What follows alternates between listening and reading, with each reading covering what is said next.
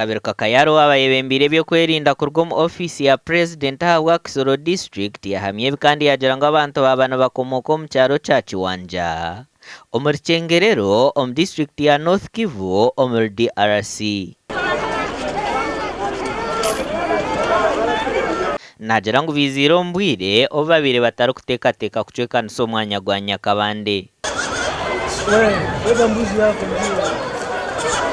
We have again experienced an inflow of refugees from the district of Rushuru, North Kivu.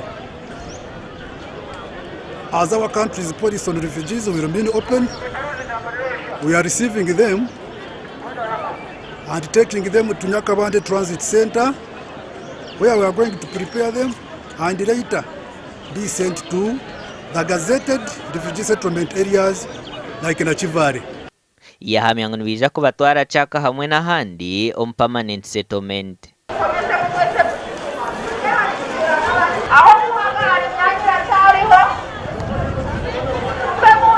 We are getting many from areas of Rushuru, Chengerero and Rwankuba, where hostilities between M23 and Fadaka forces, those as a Congolese army, have again begun fighting. We hope with the intervention of the East African standby force, the hostilities will not take long and the population will go back to their country. Nagira ngo muri KISORO tubacine mwanya go kutamwe Empungi enshonga habwenshi barukuza kugumiza muko batwara mu settlements.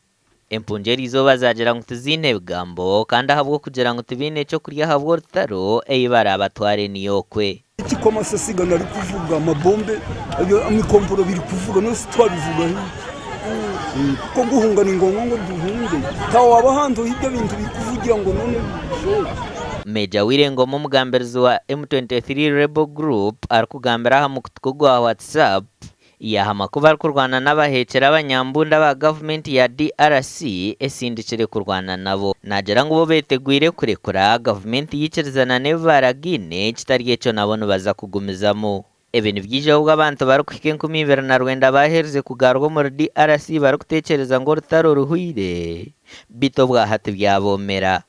Gasha kwa keta tuzarirwe.